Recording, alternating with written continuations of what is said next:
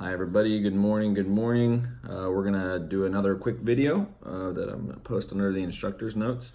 I am mostly going to answer questions from the previous discussion board post. And so if you guys have questions moving forward, which we'll talk about in a second, then this would be the perfect time for me to address them rather than going through and doing long drawn out responses to the posts in general. So yeah, I have my laptop here that has your posts on it, and I'll do my best to work through it the best I can.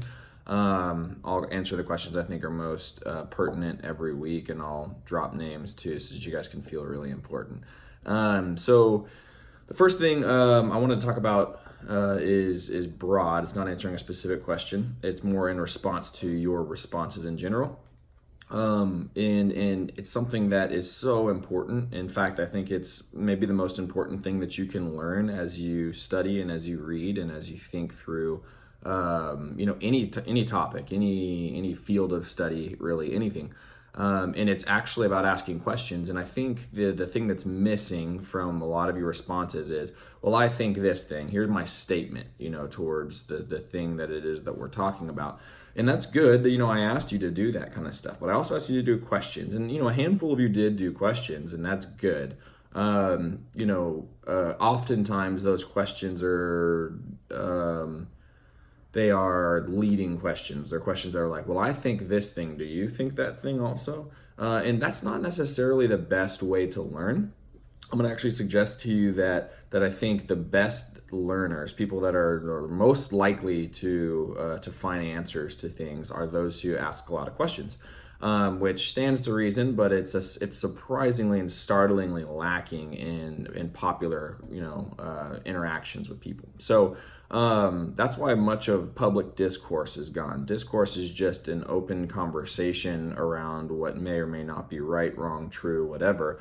It's because very few people are actually asking a question to try to understand somebody else's perspective and viewpoint. They're really interested in giving their opinion and their thoughts on things, which, surprisingly enough, the thing that by far and away stuck out to you guys the most was the whole "what does it feel like to be wrong" section. And I'm glad that it did. But now the question is, what do you do about it? The question should be, how do you move forward from there? How do you figure out what you're wrong about and figure out what you're right about and start to weed out those things that you're wrong about? And the answer is questions. Asking a lot of questions, asking questions with an open mind, asking what would lead to this thing, not just assuming that you have an answer, but rather really genuinely wanting to know the answer that you assume at least has more detail to it than what you think. And that's essentially how social sciences work. So sociologists ask questions. They say, well, why is it that there's this disparate outcome between this group, and how do we account for that? And they don't just say, it's probably because of this. Rather, we look at objective data, that kind of stuff. And so, again, because I haven't hit this home, I spent 3.5 minutes on it.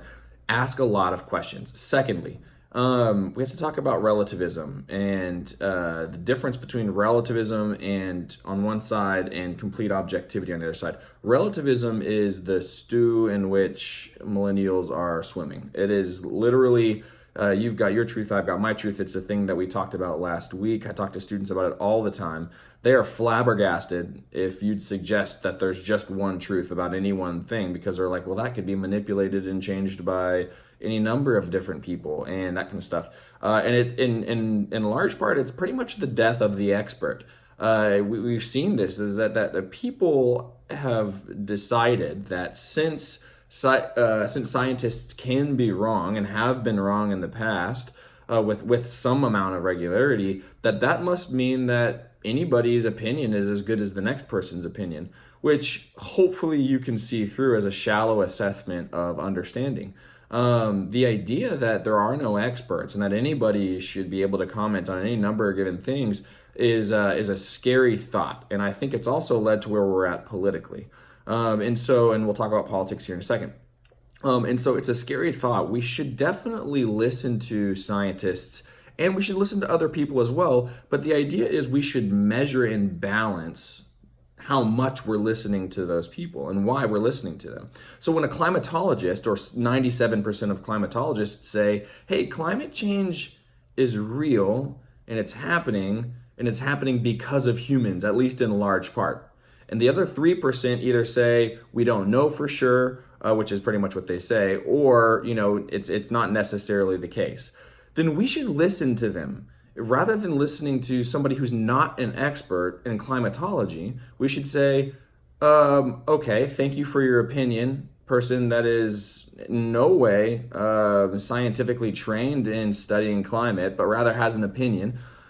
We should listen to experts on things, and I'm not saying we should go to the far side of the spectrum and say that scientists are perfectly objective, never biased, always right kind of stuff. We have to learn how to do our homework about what is good science and bad science. Actually, John Oliver did a video about good science and bad science, and I'll probably post a link in this video or below this video in the comments or something. I don't know how to do it, so I'll figure it out, maybe in the announcements or something.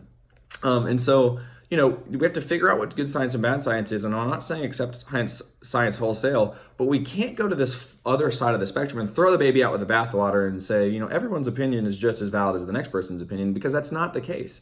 We should pay close attention to experts and what they say about it. We should, pay special attention to people that have spent their life and doing their life's work on studying populations. We should listen carefully to them about things and use their expertise to draw opinions. And we should do that from a wide range of people that are studying them, people that are, both near and far, black and white, male and female, whatever it looks like.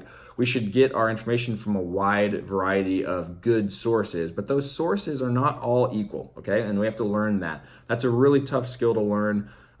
Maybe we can talk about it in the next video, something along that line. So obviously there's not anybody that's completely objective, and that, it goes on some of y'all's questions, like Anam was asking that question, Juan talked about that a little bit. No, subjectivity is not completely avoidable. Everybody has a reason for what they're doing. Scientists want to get published, and so it behooves them to publish substantial things that raise eyebrows and things like that. But that doesn't, again, mean that we can